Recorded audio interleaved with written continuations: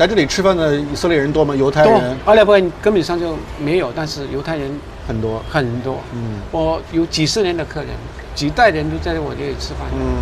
当时79年来说，这里危险吗？这里问题多吗？以色列一直都有问题。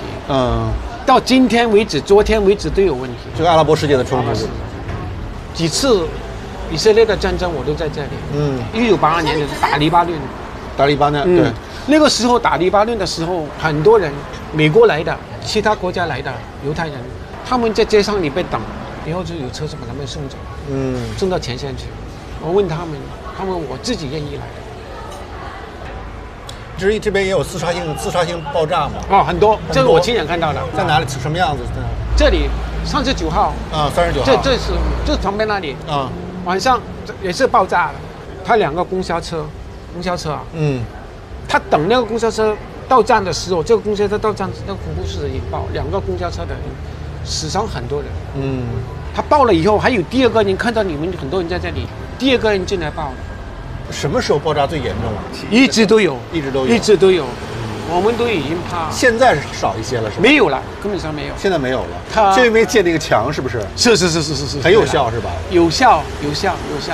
但是巴勒斯坦人就很愤怒嘛，建这个墙，把人与人之间都分开了。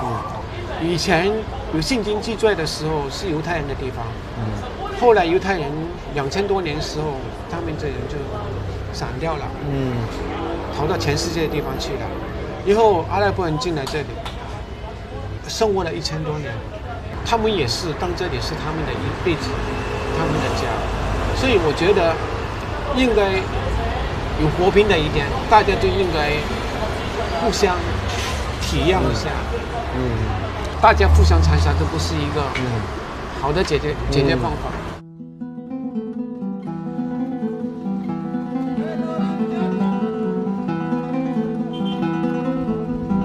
哇，这么高这墙，比那个柏林墙高多了。对啊，高太多了，这得有什么8米、10米高。耶路撒冷是一座有着3000年历史的古城，也是犹太教、基督教、伊斯兰教的发源地。一个小平台，你望出去，居然可以看到2个宗教的地标性建筑物，一个呢是西墙，一个呢是金顶。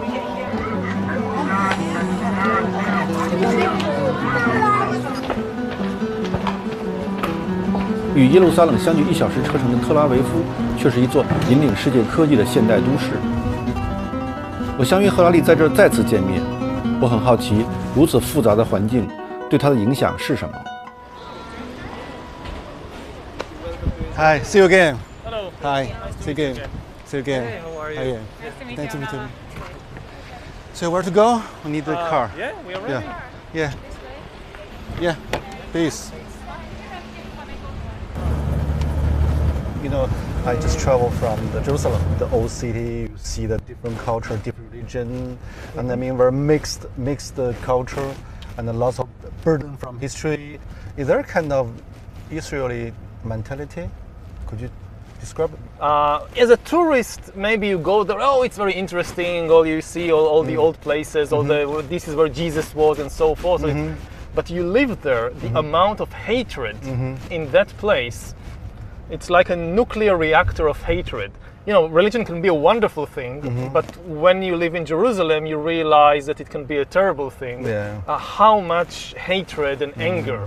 Ideally, a temple or a religious place is a place where you go in order to experience peace and harmony. If you go to a temple and you experience hatred and anger, then this is a dysfunctional temple. It's not working, you know. It's like going to a hospital and getting back even more sick. So Jerusalem for me is a dysfunctional temple.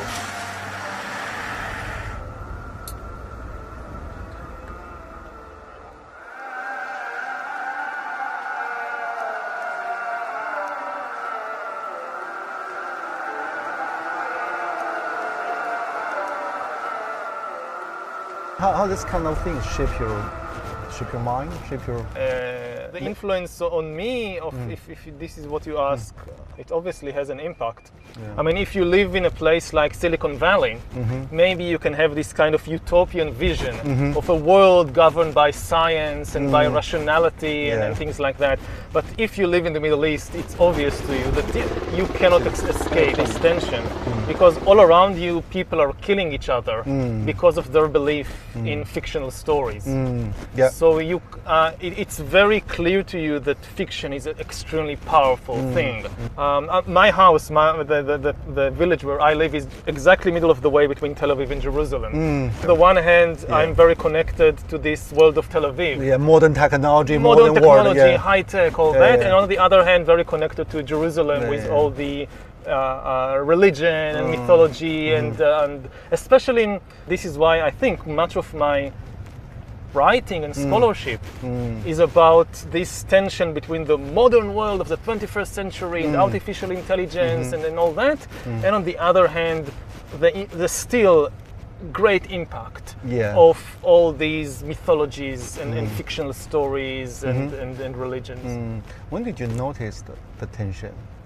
When did you notice the hatred of religions and I think only when I left Israel and I went to do my PhD in Oxford, then I realized how much tension there is in the place. Or when you're born into it, you think, well, this is how the world is, and only when you go out, you realize, no, this is not how the world is. 为了更充分理解这个国家与赫拉利，我约了几位当地人闲聊。我的朋友王石正在以色列游学，他与我一同前往。007那个谍战片的这个行业，对。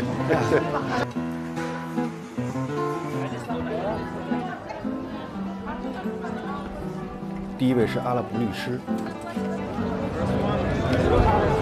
Nice to meet you.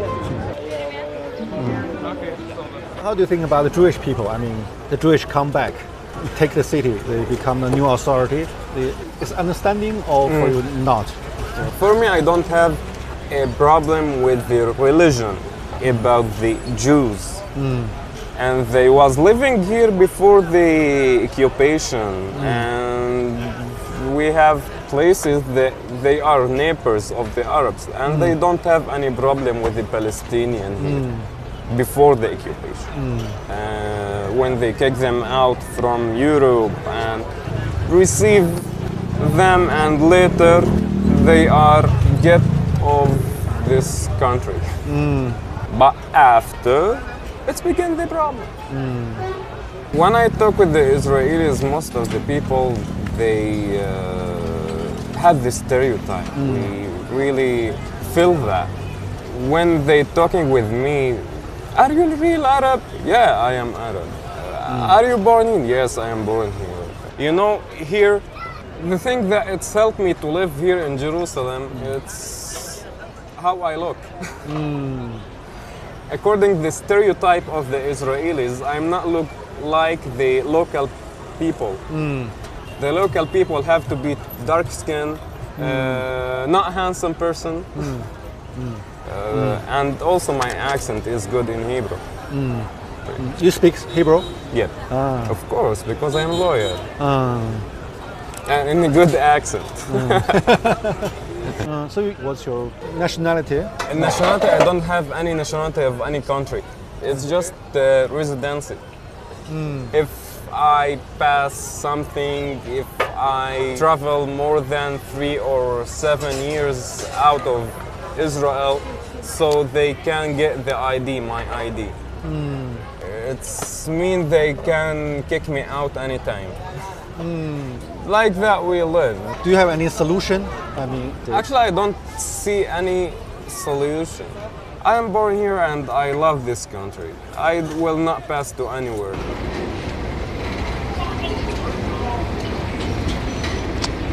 Forgot a car.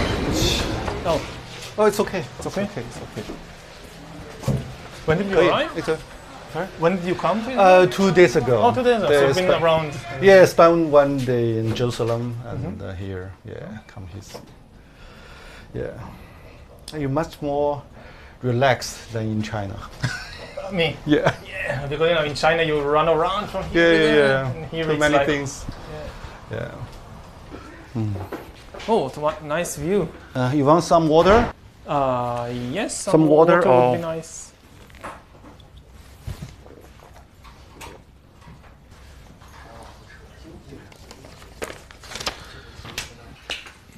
Tell me more about, your self-searching in Oxford, your life, your thinking, your mentality, how the change happened. Yeah. How the change happened. Yeah. Well, I went to Oxford to do my PhD on military history. I was always very interested in the big questions of life. Yeah. What are we doing here, and what is the meaning of life, and what is the source of suffering in the world, and things like that. But I got the impression that you couldn't really engage with these questions in the academic world. The academic world is kind of pushing you to focus on more and more narrow and specialized questions. On a parallel track, I'm personally very engaged and interested in these big philosophical questions. Big tension for you. Yeah, when I got my tenure at the university, I felt that, okay, now I'm kind of secure. Now they can't do anything to me. I'm some terrible crime, like you murder the dean or something, they can't touch you. Yeah, yeah. So I try and reconnect the two tracks with these big questions about humanity and about life.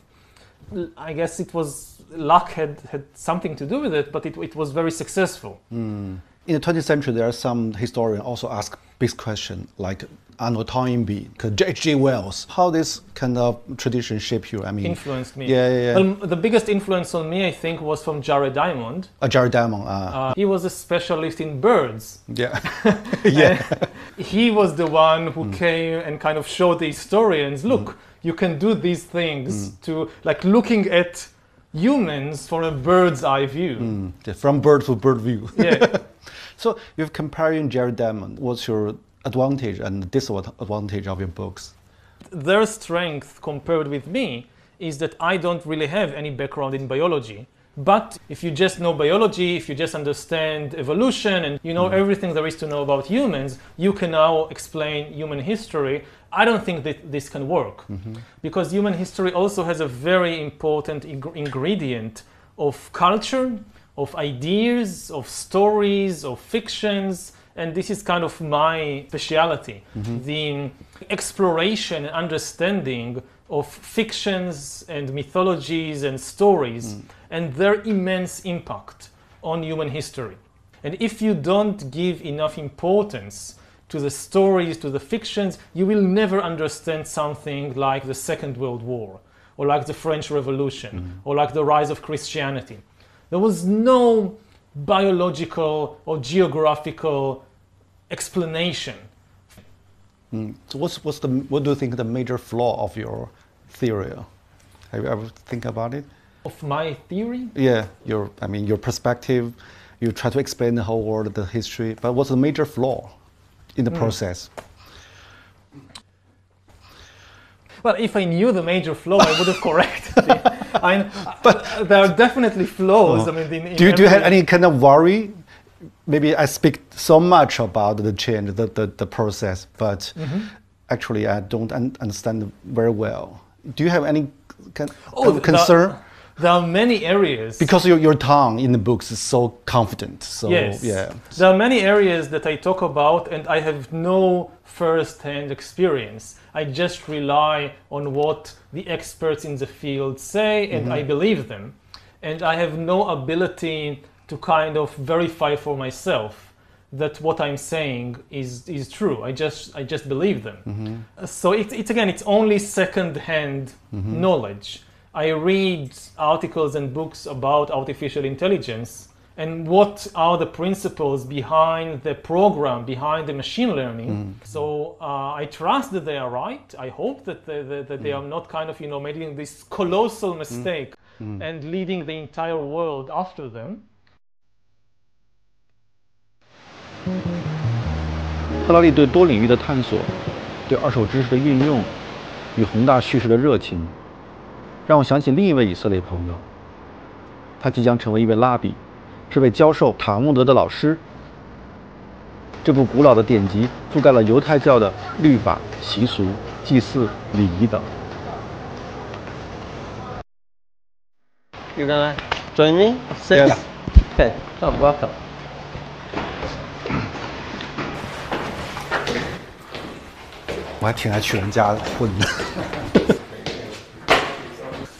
Welcome. Welcome, everybody. Maybe say something about yourself. You're from Dutch? Well, I am from a Dutch-German family, but I was born here. Nowadays, I'm studying to become a rabbi, conservative rabbi. How could one be a rabbi? You have to study and you have to pass exams. You compare with the priest for the Christian, similar things or not similar? I mean, the role they played in the social society. I think you know, you are the spiritual leader of the people, and it's a very important job because you're working with people. For us, for outsider, the Jewish education seems very interesting combination.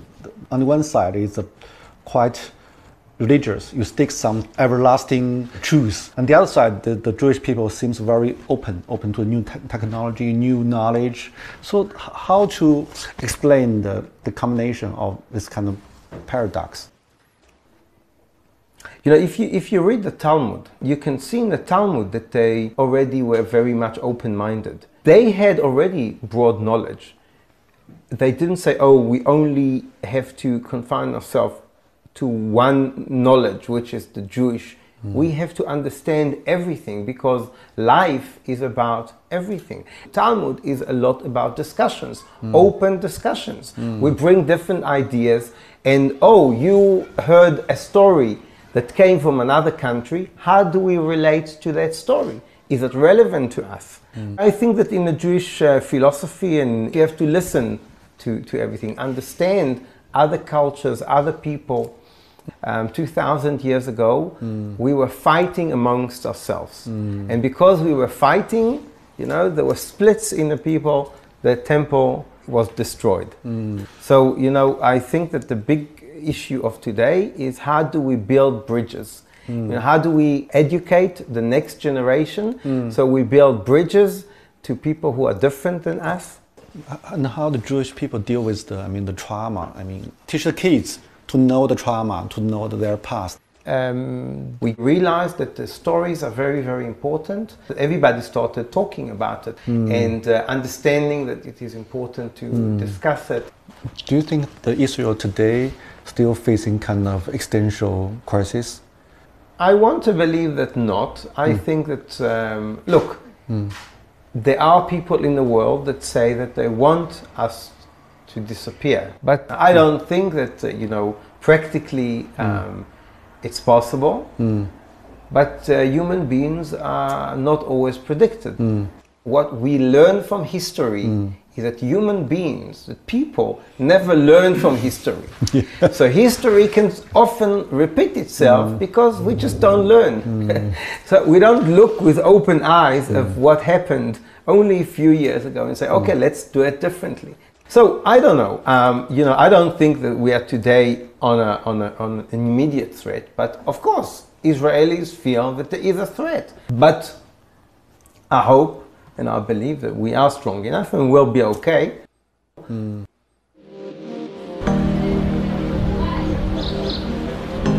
在以色列，宗教深入人们的生活，不同教派主张各异。 The fulfillment of my people's prayers for 2,000 years, 3 times a day. The Jewish. 海雅是一位有着3个孩子的正统教犹太人。Do you still feel lots of dangers everyday life in everyday life?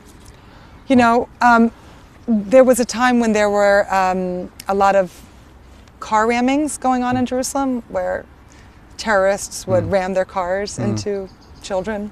That was a scary time.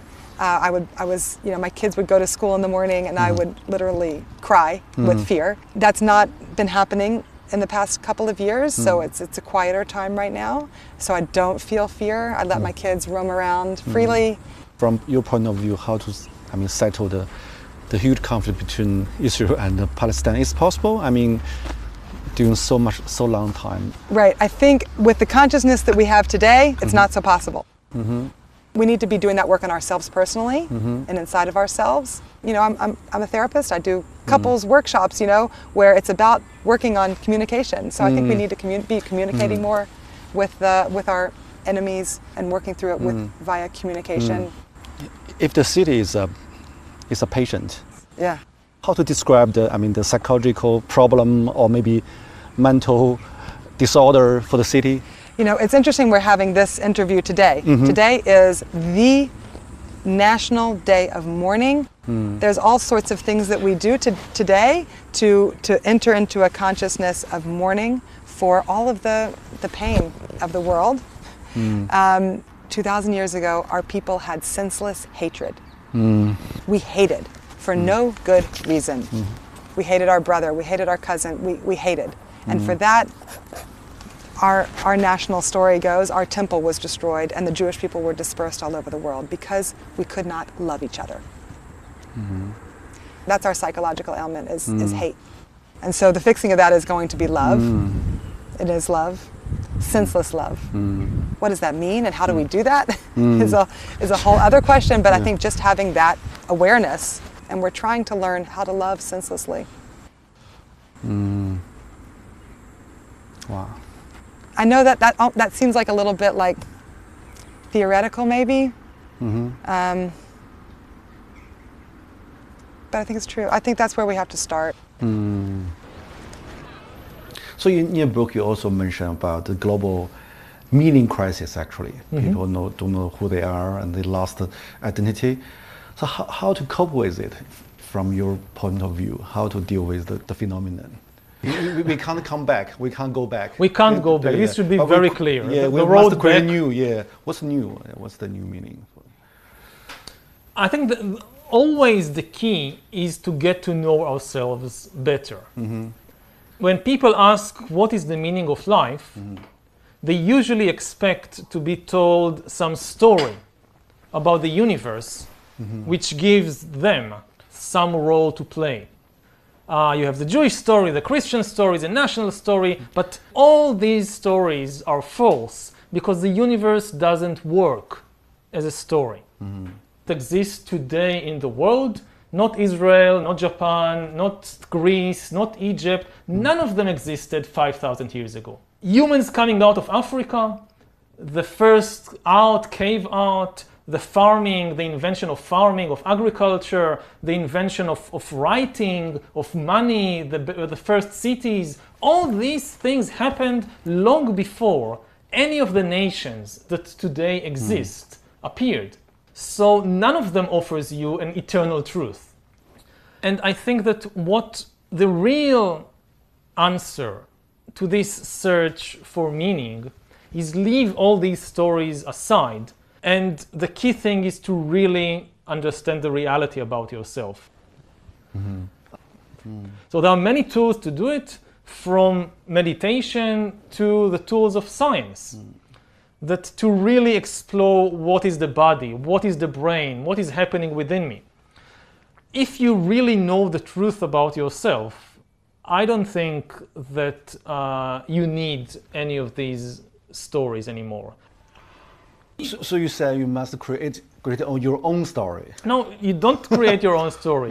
You search for the truth, about the reality about yourself. But you said the whole history is about story, but how to see the reality. But people never live in the kind of true reality, mostly fictional. Yes, as I said, in order to live in society, in order to have a functioning social order, you must have all these kinds of stories. They're useful as tools.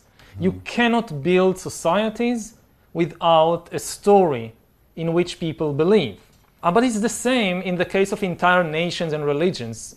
You can't organize millions of people together if they don't agree on some common story and common laws. So we need these things.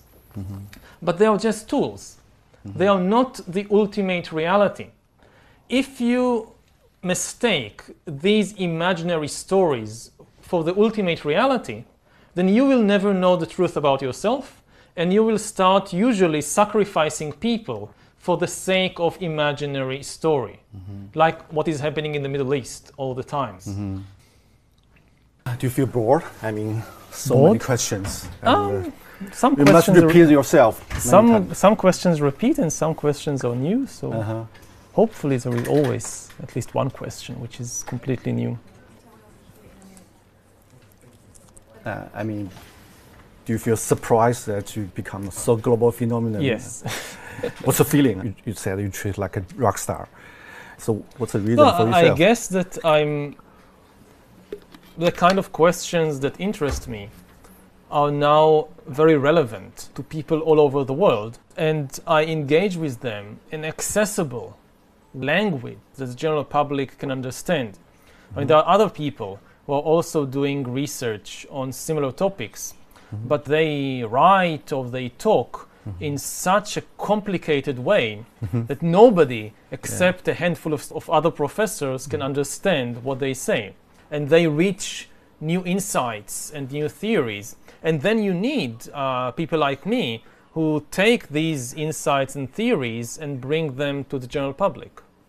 Do you worry about that maybe you simplified their theory, or I mean you simplified the whole history of humankind? Do you worry about it? Yes, I mean this is a constant worry. It has to be done because if you want to write the history of the world in 500 pages, you have to simplify. How do you say? Throw away the baby with the bathwater.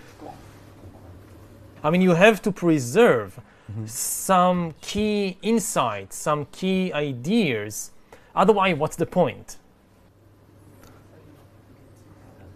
Talk about insight as a medieval historian. Yeah. I mean, historian training shape your view now. It gives you a much broader perspective on the current and future developments. And if you look at the 19th century Industrial Revolution, a country like Britain or Germany became a powerful empire because it industrialized first. But then a country like China or like Korea suffered tremendously. It was occupied and exploited by the industrial powers. So some things repeat themselves. Every invention, every discovery usually creates new inequality. As a historian, I can raise a warning that it's very unlikely that the new powers of artificial intelligence will be shared equally between all the countries in the world. It's much more likely that some countries will lead this new revolution. They will be able to dominate and conquer and exploit all the others in an even more extreme way. So some things repeat themselves, but other things are really different. I would say that maybe the most important difference is that in the past, almost all the inventions and discoveries, they gave people control of the world outside. We learned how to control the other animals, the forests, the rivers, but we never gained much power over the world inside us. And this is the big change that will happen in the 21st century. Powers we are gaining is power over the internal world, to re-engineer and manufacture bodies and brains and minds. I think Earth will be dominated by entities which are more different from us than we are different from Neanderthals or from chimpanzees. Do you feel that maybe sometimes you underestimated the human spirit? I mean, from late 19th century, maybe from Freud, they tried to explore your psychology. And also Virginia Woolf said the human spirit changed totally. But really changed? You are right. We know very little about the mind and about the spirit or the psychology of humans. It won't prevent us from gaining immense manipulative powers over ourselves. And this is one of the dangers. We had control, we had power to manipulate the world outside. We didn't understand the ecological system. And the same thing may happen with the world inside. We are far from understanding the human spirit or the human mind. And the result may be that we will face a mental collapse, similar to the ecological collapse we are seeing now. I think we are facing the danger of the distractions. Maybe human spirit is much more adaptive than we think and we imagine. It is very adaptive. That's certainly true. And we see it here that we still have the Stone Age bodies and Stone Age brains, and here we are flying in airplanes and living in big cities and so forth. So we have an amazing ability to adapt. But what we see is a process of domestication of humans. We adapt the abilities that the economic system needs from us, the political system needs from us, but we neglect many other potential abilities that are deteriorating. This is what happened to the other domesticated animals. We created cows that produce enormous amounts of milk, but otherwise they are far less capable than wild cattle. Now, what the economic system needs from us is to constantly connect to the communication system. And all the new technologies, what they are doing is drawing us out of our body, disconnecting us from our senses, from our body, and connecting us instead to cyberspace. If you don't feel at home in your body, you will never feel at home in the world. My impression is that the number one cause for the feeling of alienation and stress, which has huge economic advantages, but the mental price is very, very big.